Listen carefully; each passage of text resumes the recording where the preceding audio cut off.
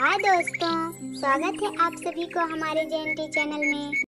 आयो चंदा, अब कितना सोओगी? उठो जल्दी, हमें भोजन और सूखी लकड़ियाँ इकट्ठा करनी है। चंदा कौवी आहिस्ता आहिस्ता नींद से उठ जाती है। हाँ, क्या कालू जी, तुम क्यों रोज सुबह सुबह मुझे उठाने लगते हो? एक दिन भी चैन से नहीं सोने देते। अरे चंदा, आज हमारे जंगल में मोर महाराज आए हुए थे। उनका कहना है कि आज रात बहुत तेज की बारिश होगी। हो सकता है बारिश 2-4 दिन लगातार होती रहे। जंगल के सभी पक्षी अपने अपने व्यवस्था में जुटे हुए हैं। हमें भी जल्द ही भोजन और सूखी लकड़ियाँ इकट्ठा करनी होगी। चंदा हर बार की तरह इस बार भी बारिश का नाम सुनते ही अपने मायके जाने का प्लान बनाने लगती है, ताकि उसे भोजन और सूखी लकड़ियाँ इकट्ठा न करनी पड़े। वह सोचती हुई कालू से बोली, कालू जी, कल मेरी माँ का फोन आया था। उनका तबीयत बहुत ज्यादा बिगड़ गया है। आज मुझे उन्हें देखने जाना था। ये क्या बात हुई चंदा? जब भी बारिश शुरू होने वाली होती है, हर बार तुम्हारी माँ का तबीयत खराब हो जाता है। तुम्हें लगता है कि मैं झूठ बोल रही हूँ? अगर ऐसा सोच रहे हो तो जाओ, तुम अपने लिए खाने पीने का व्यवस्था कर लो। मैं बारिश बंद होने तक अपनी माँ के घर ही रहूंगी। चंदा इतना कहकर जंगल की ओर निकल पड़ती है, लेकिन तभी उसकी मुलाकात नैना चिड़िया से हुई। अरे चंदा, तुम कहाँ जा रही हो? हर कोई बारिश में अपने खाने पीने का इंतजाम कर रहा है, क्या तुम्हें नहीं करना है? नैना इतना बोल ही रही थी कि तभी रूपा चिड़िया भी वहाँ आ जाती है। नैना, क्या तुमने सारी व्यवस्था कर ली है? हाँ रूपा बहन, खाने की व्यवस्था मैं कर ली हूँ। कुछ मीठे अंगूर मिले हैं मुझे। अभी सूखी लकड़ियाँ इकट्ठा करना बाकी है। मुझे भी सूखी लकड़ियाँ ही इकट्ठा करनी है। चलो साथ में तोड़ने चलते हैं। दोनों सूखी लकड़ियाँ तोड़ने चली जाती हैं। चंदा कौवी भी अपने माँ के घर चली गई। अरे बिटिया, बहुत अच्छे समय पर आई हो तुम।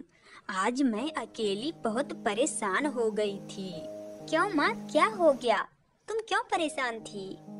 बिटिया देखो, बारिश आने ही वाली है। मेरा घोंसला बहुत कमजोर हो चुका है। अब तुम आ ही गई हो तो मेरे साथ मिलकर ये घोंसला मजबूत बनाने में मेरी मदद करो। चंदा तो इतना सुनते ही गहरी सोच में पड़ गई। अरे अभी तो एक काम से छुटकारा पाकर आई हूँ, अब ये क्या मुसीबत आ गई? अरे बिटिया, क्या सोचने लगी? कुछ नहीं माँ। माँ, मुझे अभी घर जाना है। कालू जी की बहुत ज्यादा तबीयत खराब है। आपसे मिलने का बहुत दिल कर रहा था, इसलिए आपको देखने चली आई थी। ठीक है माँ, अब मैं चलती हूँ।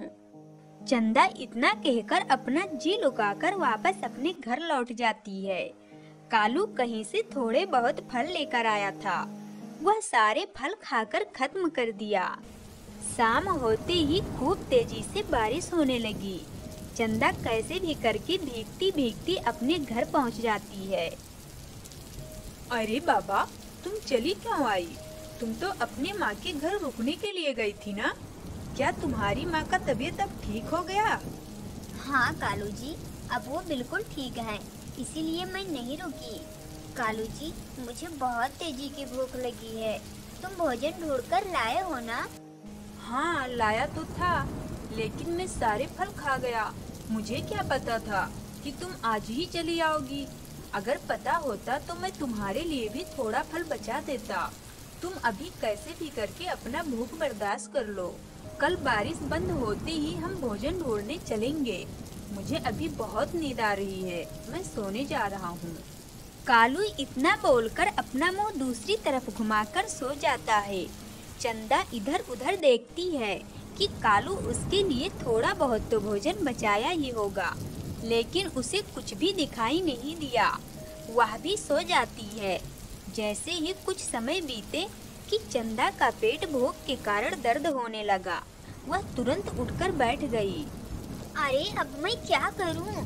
अब मुझसे और भूख बर्दाश्त नहीं हो रही है। क्या करूं, क्या करूं? वह सोच ही रही थी कि तभी उसके दिमाग में नैना का मीठा अंगूर याद आया। वह तुरंत उड़ती है। नैना अपने घोंसले में सोई हुई थी।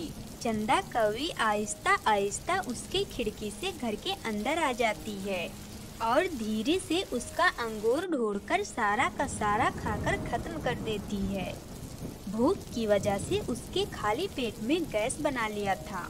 अंगूर खाते ही जोर की गैस छोड़ी, जिसकी आवाज से नैना की नींद टूट गई। वह चंदा को देखकर चिल्लाने लगी, चोर चोर, कौन है यहाँ? नैना चंदा की पिटाई करने लगी। यह आवाज सुनकर रूपा और टीना भी वहाँ आ जाती हैं। तीनों मिलकर चंदा की खूब धुलाई करी। कैसे भी करके चंदा अपनी जान बचाकर वहाँ से निकल जाती है। दूर किसी जंगल में चिड़ियों का बसेरा था, जिसमें नैना चिड़िया, टीना चिड़िया और रूपा चिड़िया तीनों अच्छी दोस्त थी। ये सब बहुत ही मेहनती थी। अपना सुखी जिंदगी जीने के लिए खूब मेहनत करती थी। वहीं दूसरी तरफ एक कौवी और कौवे का जोड़ा था, जो दोनों के दोनों ही बहुत आलसी थे। वो हमेशा दूसरों के चीजों को हड़पना चाहते थे। अरे ओ सुरीली तोती, कहाँ जा रही है? कालू भाई, मैं भोजन ढूंढने जा रही थी। क्यों, आप लोगों को भी भोजन चाहिए थे क्या? अरे वाह, तुम तो बड़ी जल्दी समझ गई। अब खड़ी खड़ी हमारा मुंह क्या देख रही हो? जाओ जल्दी से हमारे लिए कोई ताजा ताजा फल लेकर आओ। सुरीली तोती उनके डर के मारे ताजे फल लाने चली जाती है। कालू जी, ये छोटे छोटे पक्षी हमसे कितना डरते हैं ना? हाँ, सही कहा तुमने। इसी तरह हमारा डर इनके अंदर होना चाहिए। खाने का तो व्यवस्था हो गया, अब चलो घर चलते हैं। दोनों अपने घर की ओर चले जाते हैं।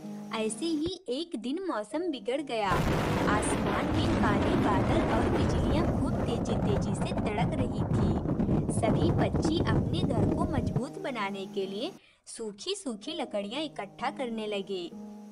टीना, रूपा, नैना भी अपने लिए लकड़ी की एक एक गठनियां तोड़ ली थी। चलो, अब लकड़ियां तो इकट्ठा हो गई हैं, बस अब इसे लगाकर हमें अपने घर को मजबूत बनाना है। तीनों लकड़ियां ले जाने की सोच ही रही थी कि तभी कालू और चंदा वहां आ जाते हैं। अरे अरे, तुम लोग ये लकड़ियाँ लेकर कहाँ चल दिए?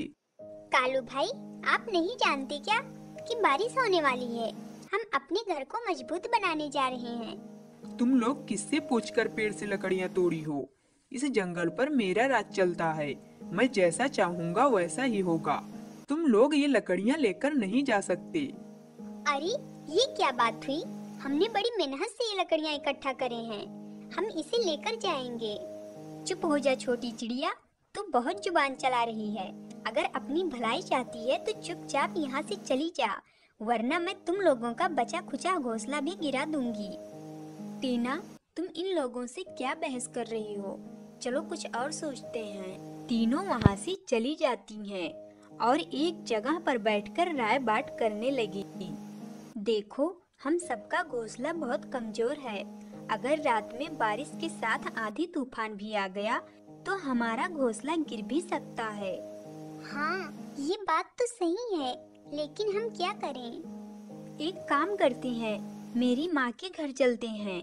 मेरी माँ का घर बहुत मजबूत है, क्योंकि वह छोटे छोटे पत्थरों से बना है। चलो, अब वही एक रास्ता है। बारिश खत्म हो जाने के बाद हम अपने लिए मजबूत घर बना लेंगे। तीनों चिड़िया दूसरे जंगल की ओर चली जाती हैं। बारिश खूब तेजी से होने लगी। उसी बारिश में एक भूखा चील शिकार की तलाश में इधर उधर भटक रहा था। वह कई घोंसले में देखा, पर उसे कोई भी शिकार नहीं मिला।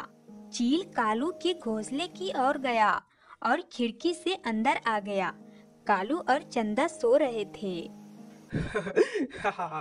आखिर शिकार मिल ही गया। मुझे लग रहा था कि आज मैं भूखा ही रह जाऊंगा। चील चंदा और कालू की ओर बढ़ा और दोनों पर हमला कर दिया। दोनों जोर जोर से चिल्लाने लगे, बचाओ बचाओ, कोई हमारी मदद करो, बचाओ हमें। बचाओ बचाओ, कोई हमारी मदद। दोनों घर के अंदर से तेजी तेजी से चिल्ला रहे थे, लेकिन उनकी मदद करने वाला कोई नहीं आया, और आएंगे भी कैसे। वो दोनों इतना जुल्म किए थे कि हर कोई उनसे परेशान हो गया था। चील दोनों को मारकर खा गया।